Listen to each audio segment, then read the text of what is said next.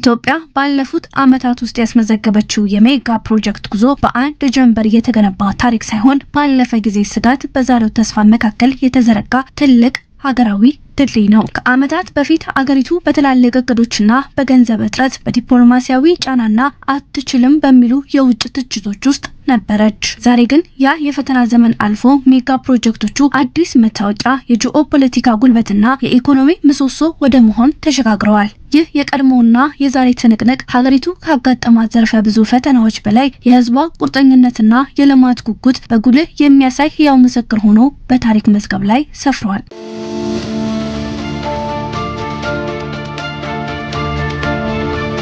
የዚህ ታላቅ ታሪክ ዋነኛ ማሳያ የታላቁ የህዳሴ ግድብ ነው። በ2003 ዓመተ ምህረት የመሰረተ ድንጋዩ ሲቀመጥ ይህ ግዙፍ ፕሮጀክት በራስ አቅም ይገነባል የሚለው ቃል ለብዙዎች ከህልም የራቀና የማይሳካ ይመስል ነበር። ዓለም አቀፍ የገንዘብ ተቋማት ፊታቸውን ባዞሩበት፣ የውጭ ኃይሎች የፋይናንስ በራቸውን በዘጉበትና የጂኦፖለቲካዊ ውጥረቱ በበረታበት በዚያ ፈታኝ ወቅት የህዝቡ ቁርጠኝነትና አገራዊ አንድነት ብቻ ነበር የግድቡን መሰረት ያቆመው። ያለማንም እርዳታ ያለማንም ብድር በራሳችን ክንድ በራሳችን ሳንቲምና በራሳችን ላብ ግንባታውን አጠናቀቅን። ተከታታይ የውሃ ሙሊቶች በስኬት ተከናውነው ግድቡ ኃይል ማመንጨት በይፋ ጀምሯል። ከዚህ ቀደም በብድር ጠረጴዛ ላይ እንደ ትልቅ ስጋትና የጭቅጭቅ አጀንዳ የነበረው ግድብ ዛሬ ለጎረቤት ሀገራት ጭምር የኤሌክትሪክ ኃይል የሚተርፍ ቀጠናዊ ትስስር የሚያጠናክር የኢኮኖሚና የዲፕሎማሲ መተማመኛ ምሰሶ ሆኗል። ይህ የለውጥና ቁርጠኝነት መንፈስ ወደ መሬት ወርዶ የትራንስፖርትና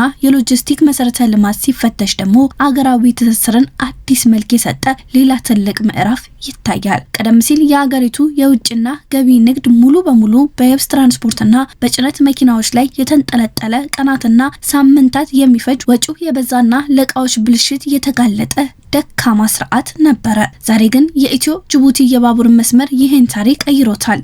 ይህ በእንዲህ እንዳለ የአገሪቱ ሉዓላዊነት ሰላም የምታስጠብቅበት የአየር ኃይል ተቋም ሌላ የቴክኖሎጂ ሽግግር የዘመናት ማሳያ ሆኗል። በቀደሙት ዓመታት የኢትዮጵያ አየር ኃይል በታሪካዊ ጀግንነቱ በአፍሪካ ቀዳሚነቱን በታሪክ ቢታወቅም የቴክኖሎጂ ትጥቁና ስልጠናው ግን ለዓመታት በአሮጌና ቀደምት ቴክኖሎጂዎች ላይ የተገደበ ነበር። ዛሬ ግን ተቋሙ ሙሉ በሙሉ ራሱን አድሷል። የረጅም ርቀት ተዋጊ ጀቶች፣ የላቁ የራዳር ስርዓቶችና የሰው አልባ አውሮፕላኖች ወደ ትጥቅ ተካታቸው ብቻ ሳይሆን እነዚህ የረቀቁ የጦርና የደህንነት ስራዎችን የሚያንቀሳቅሱ፣ የሚጠግኑ፣ የሚያሻሽሉ አገር በቀል ወጣት መሐንዲሶችና ፓይለቶችም በስፋት እየሰለጠኑበት የሚገኝ የፈጠራ ማዕከል ለመሆን በቅቷል። ወደ ከተማችን ስንመጣ ደግሞ በተለይም መዲናዋ አዲስ አበባ የደረሰችበት የኮሪደር ልማት ያለፈውንና የዛሬውን ልዩነት በጉልህ ያሳያል። በቅርብ ታሪካችን የአፍሪካ የዲፕሎማሲ ማዕከልና የዓለም አቀፍ ተቋማት መቀመጫ ብትሆንም የመሰረተ ልማት አውታሮቿ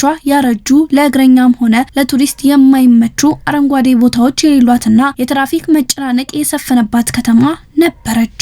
ዛሬ ግን በአጭር ጊዜ ውስጥ በተከናወነው አሁንም እየተስፋፋ ባለው የኮሪደር ልማት ሰፋፊ የእግረኛና የብስክሌት መንገዶች፣ ማራኪ መናፈሻዎች፣ የሌሊት መብራቶችና የጌጣጌጥ ስራዎች ከተማዋን ሙሉ በሙሉ ቀይረዋታል። ይህ የከተማ ውበትና የልማት ስራ አዲስ አበባን የኮንፈረንስ ቱሪዝም ማዕከልነቷን ይበልጥ ያደመቀና የነዋሪዎቿን የኑሮ ዘይቤ ያሻሻለ ፕሮጀክት ሆኗል። ይህ ሁሉ ግዙፍ ልማት ደግሞ ከአካባቢ ጥበቃና ከአረንጓዴ አሻራ መርሃ ግብር ጋር በቀጥታ የተቆራኘ ነው። በአንድ ወቅት የደን መመናመን፣ የአፈር መሸርሸር ተጋላጭ የነበረች አገር ዛሬ በየዓመቱ በቢሊዮን የሚቆጠሩ ችግኞችን በአንድነት በአንድ ጀንበር በመትከል ቀጠናዊ የአየር ንብረት ተጽዕኖን የምትመክት ቀዳማዊ ሀገር እንድትሆን ያደርጋታል። ይህ ስኬት ኢትዮጵያ በዓለም አቀፍ የኮፕ 32 የአየር ንብረት ጉባኤዎች ላይ ያላትን የዲፕሎማሲ ተደራሽነትና ተደማጭነት በከፍተኛ ደረጃ ከፍ አድርጎታል። የኢትዮጵያ የሜጋ ፕሮጀክቶች ታሪክ ከነበረው ስጋትና ፈተና ዛሬ ወደ ተጨባጭ